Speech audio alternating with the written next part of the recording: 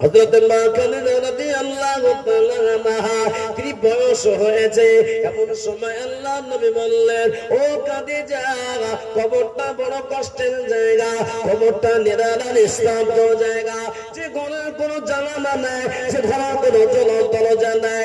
ও খাদিজা, একদিন নয় কবরেতে চলে যেতে হবে। কিরামা আপনারা ওই কবরস্থানের নামটা কি বলেন? কবরস্থান বলেন না আপনার গোরস্থান বলেন? কি বলে? কবরস্থান। ওইটার নাম আমি রেখেছি নীরব নগর। নীরব থাকে না, থাকে না? পুরোপুরি নীরব নগর। আল্লাহ নবী বুঝিয়ে দিলেন, ও খাদিজা, একাকীর ঘর নিরালা নিস্তব্ধ জায়গা খাদিজা, তুমি কবরটাকে স্মরণ করবে। মা খাদিজা রাদিয়াল্লাহু তাআলা আনহা যেদিন কবরের খবর শুনলেন, মাঝে মাঝে মা খাদিজা রাদিয়াল্লাহু তাআলা আনহা বেহুশ হয়ে যেতে লাগলেন।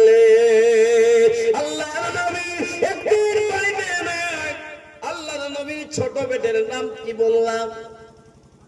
ফাতেমা। ফাতেমা রাদিয়াল্লাহু তাআলা আনহাকে নবীজি বড় ভালোবাসতেন। বাড়ি থেকে যখন কোথাও যেতেন, আল্লাহর নবী ফাতেমাকে আদর দিয়ে বাড়ি থেকে বের হতেন। আবার যখন কোথাও থেকে বাড়িতে প্রবেশ করতেন, আল্লাহর নবী সুন্দর করে ফাতেমাকে আদর দিতেন। যে বাড়িতে মেয়েদের আদর করা হয়, সেই বাড়িতে আল্লাহর রহমত নাজিল হয়। একবার জোরে বলুন সুবহানাল্লাহ।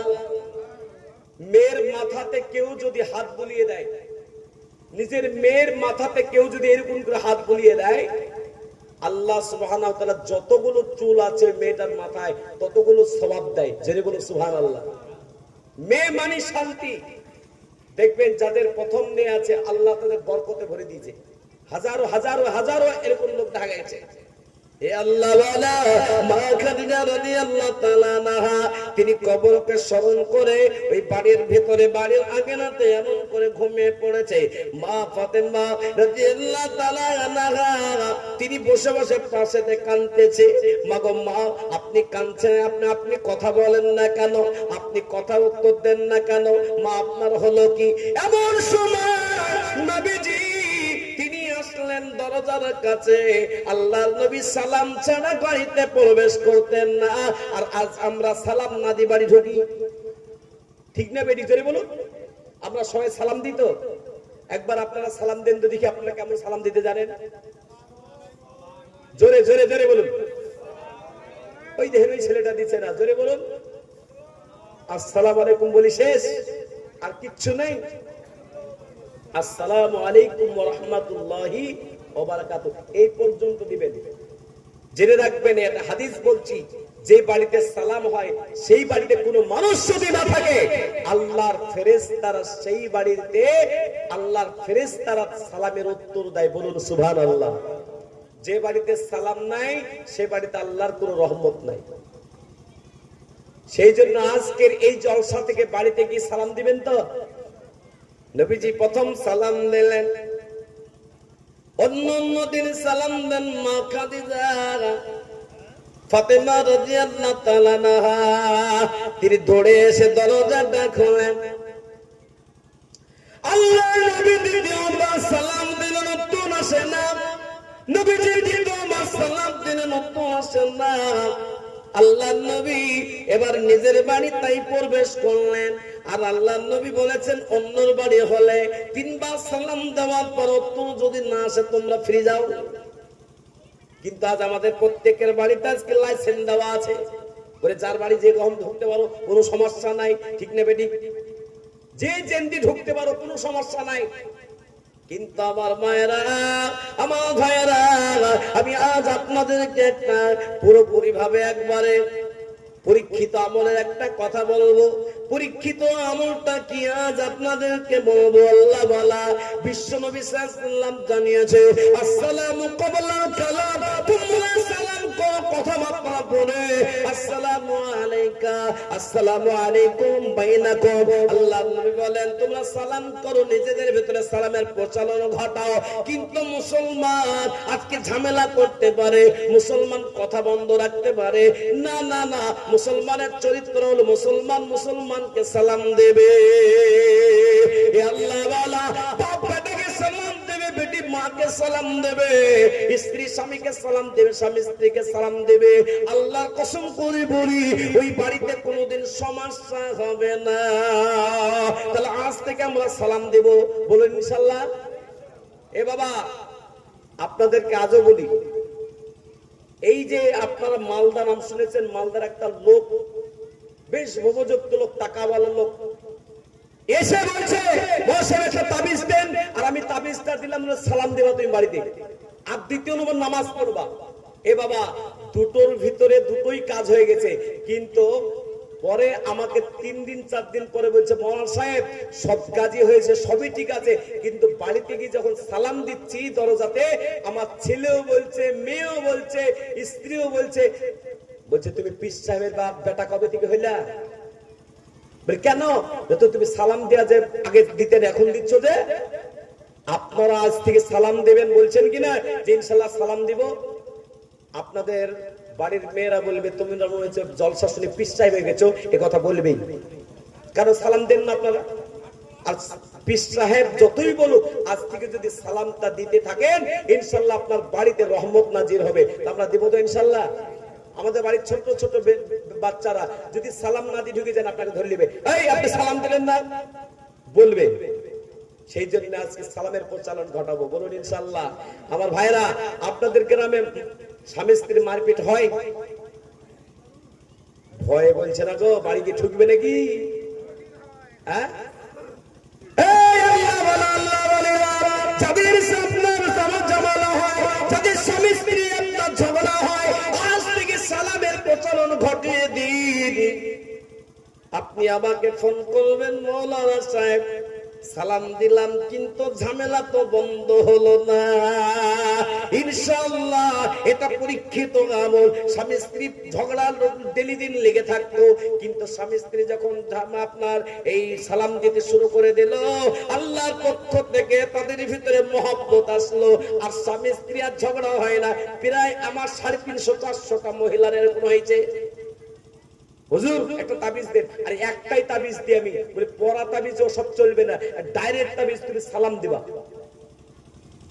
সেই জন্য নবী বাড়িতে প্রবেশ করলেন সালাম দিয়ে। কি দিয়ে? জোরে বলো, জোরসে বলো। সালাম দিয়ে আল্লাহ নবী দেখতে পেলেন মা খাদিজা তিনি বেহুশ হয়ে পড়ে আছে। আল্লাহ নবী ফাতেমাকে দেখে বলে, ফাতেমা তুমি কাঁদছো কেন? তোমার চোখ দিয়ে পানি ঝরছে কেন বলো? ফাতেমা বলছে, আব্বাজান একই সঙ্গে নামাজ পড়লাম, আমি নামাজ পড়ার পরে আমার আম্মাজান কবর কবর করতে করতে আমার আম্মাজান ঘুমিয়ে পড়েছে, আমি ডাকতেছি বাবা ডাকি, কিন্তু আমার আম্মা আর উত্তর দেয় না, এই জন্য কাঁদতেছি। আল্লাহ নবী তিনি মা ফাতেমাকে বললেন, ফাতেমা তুমি কেঁদো না, তোমার আম্মা জানের সাথে তোমার কথা হবে। আল্লাহ নবী বসে গেলেন, মা খাদিজার মাথাটাকে ওর উপরে নিলেন। আল্লাহ নবী ডাকতেছে, খাদিজা আজকে 25 বছর হলো বিবাহ, কোনদিন তো তোমাকে এমন করে ঘুমাতে দেখে নাই, আজ বেহুশ হয়ে গেলে কেন বলো? ফাতেমা কেঁদো না। এই কথা বলতে বলতে নবীজির ডান হাতের এই আঙ্গুলটার নাম কি? জোরে বলুন, এদিককার লোক জানে নাকি? জোরে বলুন, শাহাদাত। এই আঙ্গুলটাকে আল্লাহর নবী মা খাদিজার চোখেতে এমন করে নাড়া দিলেন। কিছুক্ষণ পরে মা খাদিজা রাদিয়াল্লাহু তাআলা আনহা তিনি জাগ্রত হলেন, আল্লাহ নবীর সামনে দাঁড়িয়ে গেলেন। আল্লাহ নবী সাল্লাল্লাহু আলাইহি সাল্লাম বলছেন, ও খাদিজা আজকে তোমাকে বারবার ডেকে তুমি উত্তর দাও না, ইতিপূর্বে আমি অনেকবার ডেকেছি, তুমি এক ডাকে সাড়া দিয়েছো, আজকে 3বার 4বার ডাক দিলাম কিন্তু উত্তর দাও না। ও খাদিজা তোমার মনে দিয়ে এমন কি টেনশন হয়েছে বলো? খাদিজা রাদিয়াল্লাহু তাআলা আনহা বলে, নবী গো আমি মনে হয় বেশি দিন বাঁচবো না, দুনিয়া থেকে চলে যাব। আবার ওই কবরটাকে বড় ভয় হয়, যে 3.5 হাত মাটির নিচে একাকী রেখে চলে আসবে, ওই কবরটাকে দেখে বড় ভয় হয়। ও আল্লাহর নবী আপনার কাছে আমার 3 তিনটা কথা বলার আছে, আপনার কাছে আমি তিনটা জিনিস চাইবো, আপনি কি আমাকে দিবেন? বলে আল্লাহর নবী বললেন অবশ্যই খাদিজা, তুমি তিনটা জিনিস চাইবে, আমি তোমাকে আজকে দিয়ে দিব।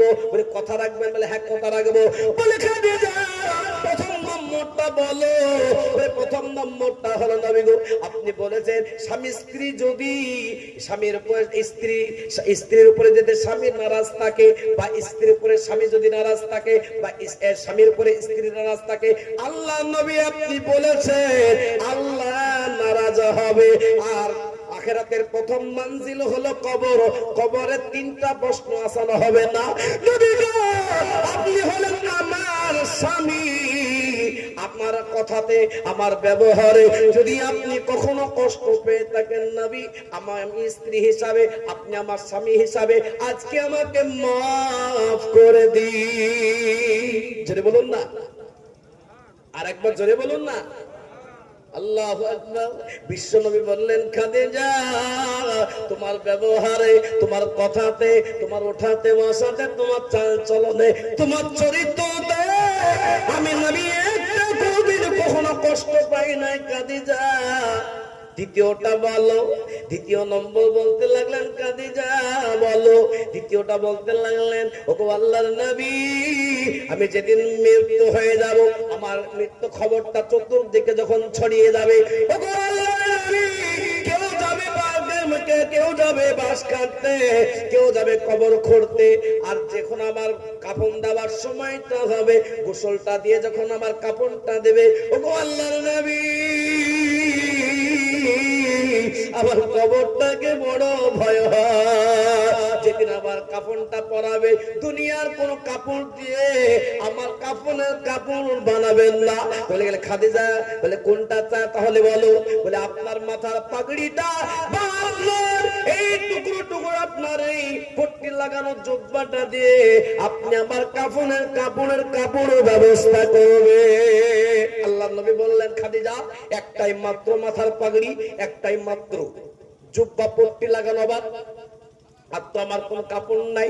ও খাদিজা তোমার জন্য আমি ভালো কাপড় নিয়ে এসে তোমার জন্য আমি কাফনের ব্যবস্থা করব। খাদিজা খাদিজা বলেন নবী গো আপনার একটাই মাথায় পাগড়ি আর একটাই মাত্র জুব্বা আপনাকে দিতে হবে না। ইতিপূর্বে যে সমস্ত কাপড়গুলো ব্যবহার করেছেন, আমি ঘর মোছার ন্যাকড়া বানাই নাই, সাইকেল মোছার ন্যাকড়া বানাই নাই, আমি ফেলে দেই নাই, পুড়ি দিই নাই, আমি জঙ্গলে ফেলে দেই নাই। ওগো আল্লাহর নবী আমি ওই কাপড়গুলোকে, আমি টুকরো টুকরো কাপড়গুলোকে আমি একটা পুটলাই বেঁধে রেখে দিয়েছি। আমার মৃত্যুর পরে ওই কাপড়গুলো আপনি খেজুরের পাতা সেলাই দিয়ে দিয়ে দিয়ে দিয়ে আমার কাপড়ের ব্যবস্থা করবেন। আমার বিশ্বাস ওই ছেঁড়া নেকড়া কাপড়গুলো যদি আমার কাপড়ের কাপড় হয়ে যায়, আমার বিশ্বাস আমার আল্লাহ কবরে আযাব দেবে না। আর একবার জোরে বলো কিসের ভয় ছিল বাবা? জোরে বলুন কিসের ভয় ছিল বাবা? কবরের ভয় ছিল বাবা। আজ আমাদের মায়েদের কবরের ভয় নাই, বাবাদের ভয় নাই, বন্ধুদের ভয় নাই, এই যুবক ভাইদের ভয় নাই বলেই তো আজকে বাইরে ছুটতে, তাই না? আল্লাহ নবী বললেন খাদিজা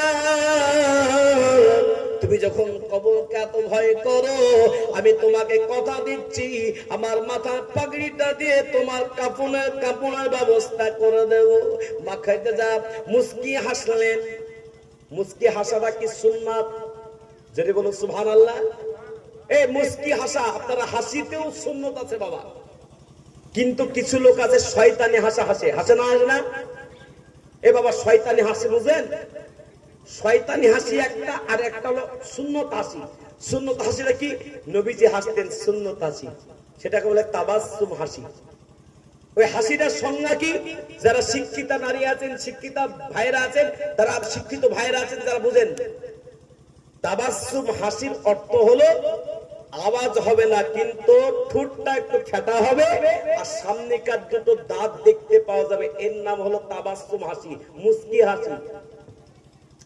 আর যেটা শয়তানি হাসি সেটা হলো হ্যান্ড ট্রাক্টরের মতন খ্যাট খ্যাট খ্যাট খ্যাট খ্যাট খ্যাট খ্যাট খ্যাট করবে। এরকম হাসা হাসে না? হাসে বাবা? এই জোরে বলে এরকম হাসে না, হাসে না, এটা হলো শয়তানি হাসি, অট্ট হাসি, শয়তানি হাসি। এই সেই অট্ট হাসির সময়তে শয়তান ভিতরে চলে যায় আর গিয়ে গিয়ে রগে রগে, তারপরে রক্ততে রক্ততে গিয়ে আপনাকে আর ভালো কাজ করে। আল্লাহ পাকের কোরআন খুলুন, এখানে বড় বড় মাওলানা হাজী সাহেবরা আছে। আল্লাহ পাক কোরআনে বলছে ওয়াল ইয়াযহাকু কালিলা ওয়া ইয়াবকা কাসীরা। তার মানে তুমি হাসো আর কাঁদো বেশি, কিন্তু আজকের যুগে মানুষ কি হাসছে বেশি, কাঁদছে, ঠিক না বেটি? আমি মনে হয় ঠিক বলছি না নাকি? না আমাকে বুঝাতে পারছি না বাবা? বুঝাতে পেরেছি তো? কোরআন বলছে হাসো কম, জোরে বলুন ওয়াল ইয়াযহাকু কালিলা ওয়া ইয়াবকা কাসীরা। তার মানে কি তুমি হাসো কম, কাঁদো বেশি। কিন্তু আজকে দুনিয়াতে উল্টো, মা বোনরাও একবারে ভান্ডারের টাকা পেয়ে বাম্পার করে হাসে, বলে ভান্ডারের টাকা 1000 পেয়েছি। লিপস্টিক আগে 1 ডাব্বা মাখতো, এখন 3 ডাব্বা মাখছে, ঠিক না বেটি? হ্যাঁ বলছে না, না বলছে না, বাড়ি কি ঠুকবে নাকি? এ বাবা হ্যাঁ না দুটোই বলবেন। ওই ছেলেটা বলছে তার বিয়ে হয়নি, তোমার আবার কবে বিয়ে হলো? এ বাবা, সেই জন্য আমি সবাইকে বলি স্ত্রীকে সাজিয়ে গুজিয়ে রাখুন, হাদিস আছে সাজিয়ে গুজিয়ে রাখুন। কিন্তু আজকে মা বোনরা বহুরূপী, ঠিক না বেটি? জলসা শুনতে আসলে এক পোশাক, বিয়ে বাড়িতে যায় আর এক পোশাক, বাজারে যায় তো আর এক পোশাক। আর এই ওয়াজ করলে তো বলে এই মৌলবীটাকে জীবনে ডাকবি না, ঠিক না বেটি? 4টা কাজ যদি মেয়েরা করতে পারে ওরা জান্নাতে যাবে। কটা কাজ বললাম? 4টা কাজ। 1 নম্বর কাজ হলো পর্দা, নাম্বার 2 হলো নামাজ, নাম্বার 3 স্বামীর খেদমত, নাম্বার 4 রমজান মাসে রোজা রাখা। এই 4টা কাজ যদি করে জান্নাতে যাবে, জোরে বল সুবহানাল্লাহ। কিন্তু এই 4টা কাজে রমজান মাস আসছে, যে মেয়ের বয়স হয়েছে, যে ছেলের বয়স হয়েছে, বয়স হয়ে যাওয়ার পরেও তো কিছু লোক আছে যে এ বাবা তুই পড়াশোনা করছিস রোজা রাখিস না। আল্লাহর কসম করে বলি, আল্লাহর কসম করে বলি, বিবির গাল শুকিয়ে যাবে বলে, মেয়ের গাল শুকিয়ে যাবে বলে, মেয়ের চেহারা নষ্ট হয়ে যাবে বলে মেয়েকে ছেলেকে যারা রোজা রাখতে দেন না, আল্লাহর কসম করে বলি কিয়ামতের দিনে বড় আযাবে আকৃষ্ট হবে, বড় আযাব দিবে আল্লাহ। এই জন্য যাদের বয়স হয়েছে আমরা প্রত্যেকেই রোজা রাখাবো, বলুন ইনশাআল্লাহ। এই রোজা রাখলে শরীরের উপকার আছে না ক্ষতি আছে? জোরে বলুন। কারা কারা রোজা রাখবেন না হাত তুলেন। ওই দেখেন একজন রাখবেন না, এ বাবা প্রত্যেকে রাখবে, জোরে বলুন ইনশাআল্লাহ। এই আমার ভাইরা, এই দুনিয়া থেকে আপনি আমি চলে যাব, কখন হয়ে যাবে, মা খাদিজা যদি কবরকে এত ভয় করতে পারে, ঠিক ঠিকানা নাই। এ আল্লাহ বলা যেদিন মারা যাব আপনার আমার এলান হয়ে যাবে, মসজিদ অবক পড়ার লোক মারা গেল, মানুষরা ঠিক টাইমে জানাজার নামাজ পড়িয়ে দিয়ে, কিন্তু আপনার চারটে জানাজার নামাজটা পড়িয়ে দিয়ে ওই কবরে রেখে 3 মুষ্টি মাটি দিয়ে সবাই বিদায় নেবে। হে আল্লাহ ওয়ালা, ওই কবরেতে আপনাকে আমাকে 3টা প্রশ্ন করবে। কটা? জোরে বলুন, যুবকেরা বলো কটা? এই যুবকেরা বলো কটা? 3টা। করছো কেন? 3টা বলো, যে বলো কটা প্রশ্ন হবে? 3টা। নাম্বার 1 হলো মান রব্বুকা, তোমার রব কে ছিল বলো, আপনার উত্তরটা দেন রব কে। মা দীনুকা, তোমার ধর্ম কে ছিল বলো, ইসলাম। মান নবিয়ুকা, তোমার নবী কে ছিল বলো, হযরত মুহাম্মদ সাল্লাল্লাহু আলাইহি সাল্লাম। আল্লাহ পাকের ফেরেশতারা খুশি হয়ে আল্লাহ পাকের কাছে গিয়ে বলল, আল্লাহ আপনার বান্দা বান্দি 3টা প্রশ্নের উত্তর দিয়ে দিয়েছে। আল্লাহ পাক বলে দেরি করো না, জান্নাতের পোশাক নিয়ে যাও, জান্নাতের বিছানা বিছিয়ে দাও, আর জান্নাতের সঙ্গে বাবু একটা দরজা ফিট করে দাও। আমি আল্লাহ কিয়ামত পর্যন্ত ওই কবরটাকে জান্নাতের সুগন্ধ হাওয়া দিয়ে আমি আল্লাহ আরামের জায়গায় আমার বান্দা বান্দিকে রাখবো। একটা জোরে বলুন না সুবহানাল্লাহ।